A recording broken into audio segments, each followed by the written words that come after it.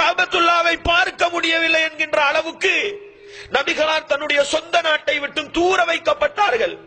ஆனால் இன்றைக்கு நானும் நீங்களும் எந்த பயமும் இல்லாமல், எந்த அச்சமும் இல்லாமல் அந்த காபத்துல்லாவுக்கு பக்கத்திலே போய் சுஜூது செய்து விட்டு வருகிறோம் என்றால் அதற்கு யார் காரணம் சகோதரர்களே? அதற்கு யார் காரணம்? அந்த உத்தம நபியுடைய 23 வருட போராட்டம் அல்லவா காரணம்? அந்த நபியை பற்றி படிக்க கூடாதா? அந்த நபியை பற்றி விளங்க கூடாதா? எங்களுடைய சமூகத்தின் அவலநிலை என்ன தெரியுமா?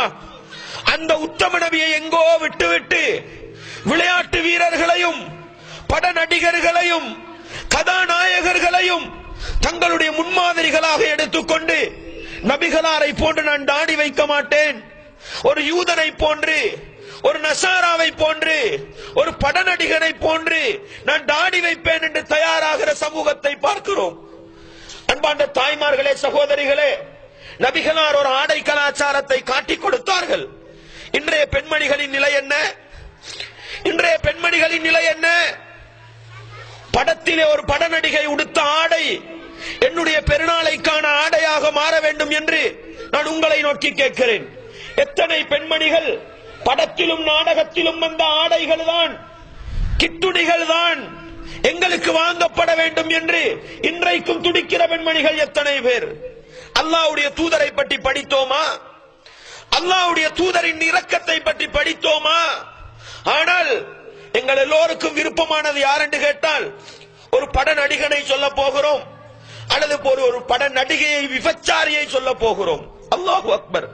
எங்களுக்காக இந்த உலகத்திலே வாழ்ந்த, எங்களுக்காக இந்த உலகத்திலே கஷ்டப்பட்ட, எங்களுக்காக பல தியாகத்தை செய்த அந்த முகம்மது நபியை பற்றி என்ன தெரிந்து வைத்திருக்கிறோம் சகோதர சகோதரிகளை? என்ன தெரிந்து வைத்திருக்கிறோம்?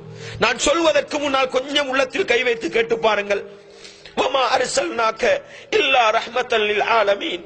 நபியே, அகிலத்தவர்களுக்கு ரஹ்மத்தாக உங்களை நாங்கள் அனுப்பி வைத்திருக்கிறோம் என்று படைத்தவன் அல்லாஹ் சொல்கிறான் அல்லவா? எங்களுக்கு ரஹ்மத்தாக வந்தவர் அந்த முஹம்மது நபி, எங்களுக்கு அருளாக வந்தவர் அந்த முஹம்மது நபி. அந்த முஹம்மது நபியை பற்றி என்ன தெரிந்து வைத்திருக்கிறோம், என்ன படித்து வைத்திருக்கிறோம் என்று நான் சொல்வதற்கு முன்னால் கொஞ்சம் உள்ளத்தில் கை வைத்து கேட்டு பாருங்கள். ஆனால் இலங்கை கிரிக்கெட் டீமிலே எத்தனை வீரர்கள் இருக்கிறார்கள்? அவர்கள் அடைந்திருக்கிற ரன்னுடைய உச்சகட்டம் என்ன? போலர்கள் அடைந்திருக்கின்ற விக்கெட்டுகளின் அளவு என்ன? கேட்க வேண்டுமா? கேட்க வேண்டுமா? இன்றைக்கு விபச்சாரத்திலே காலத்தை கழிக்கின்ற பட நடிகர்கள் பட நடிகர்கள் நடித்திருக்கின்ற படங்களின் எண்ணிக்கையை கேட்க வேண்டுமா? படங்களின் பெயர்களை கேட்க வேண்டுமா? எது தெரியாது தாய்மார்களே, சகோதரிகளே, கொஞ்சம் உள்ளத்தில் கை வைத்து கேட்டு பாருங்கள். இன்றைக்கு இந்தியாவிலே விபச்சாரிகளாக இருந்து கொண்டு படம் என்ற போர்வையில் சமூகத்தை சீரழிக்கின்ற, எங்களுக்காக எந்த நலவையும் செய்யவில்லை சகோதர சகோதரிகளே.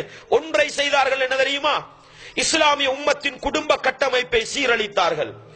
இஸ்லாமிய சமூகத்தில் இருக்கிற ஒழுக்க விழுமியங்களை அழித்தொழித்தார்கள். அது எங்களுக்கு விளங்கவில்லை. பட நடிகர்களை பற்றியும் விளையாட்டு வீரர்களை பற்றியும் தெரிந்து வைத்திருக்கிறோம். என்னுடைய பிள்ளையும் சரி, அல்லாஹ் பாதுகாக்கட்டும், உங்களுடைய பிள்ளையும் சரி, முடிவாருகிறது யாரை போன்று? முடிவெட்டுவது யாரை போன்று? அல்லாஹு அக்பர். அல்லாஹ்வுடைய தூதரை பற்றி எதுவுமே தெரியாது. பட நடிகர்களையும் விளையாட்டு வீரர்களையும் உள்ளத்தில் ஆழமாக இடம் கொடுத்து வைத்திருப்பதுதான் நானும் நீங்களும் கவலைப்பட வேண்டிய இடம். அன்பாண்டவர்களே, இஸ்லாமிய சகோதரர்களே, அந்த நபியை பற்றி கொஞ்சம் படிப்போம். நபியை பற்றி கொஞ்சம் படிப்போம். அர் ரஹீக்குல் மக்தூம் என்று சொல்லப்படுகிற நபிகளாருடைய வாழ்க்கை வழிமுறை தொகுப்பொன்றிருக்கிறது. நபிகளாருடைய வாழ்க்கை வழிமுறை தொகுப்பொன்றிருக்கிறது. யாருக்கு தெரியும்? அன்பாண்டவர்களே, இன்றைக்கு தமிழ் மொழியில் மட்டுமல்ல, ஆங்கில மொழியில் உலகத்தில் இருக்கின்ற பல மொழிகளில் மொழிபெயர்ப்பு செய்யப்பட்ட நபிகளாருடைய வாழ்க்கை வழிமுறை தொகுப்பு சுருக்கமான ஒரு புத்தகம். நபிகளாரை நேசிப்பவர்கள் இருந்தால் இன்றைக்கு ஒரு முடிவு வாருங்கள், நான் நபிகளாருடைய வரலாற்றை படிக்க வேண்டும், எனக்காக இந்த உலகத்திலே கஷ்டப்பட்ட அந்த நபியுடைய வாழ்க்கையை படிக்க வேண்டும் என்ற ஒரு முடிவுக்கு வர வேண்டும். சகோதரர்களே, முடிவெடுங்கள்.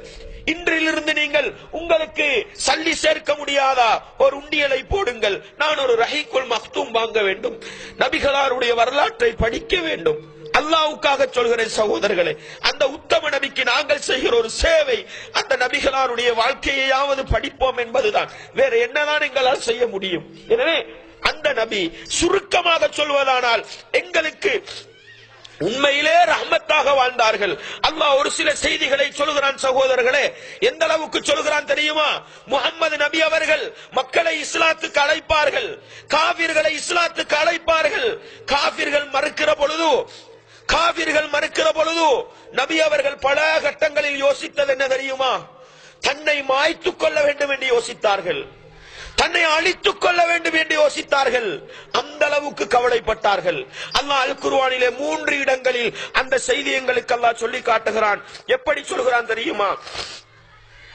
அல்லாஹ் சொல்கிறான், லஅல்லக பாகிஉன் நஃப்ஸக அலா அல்லா யகூனு முஃமினீன். அவர்கள் மூமின்களாக மாறவில்லை என்பதற்காக உங்களையே நீங்கள் அழித்துக் கொள்ள போகிறீர்களா? அல்லாஹ் எப்படி கேட்கிறான்? லஅல்லக பாகிஉன் நஃப்ஸக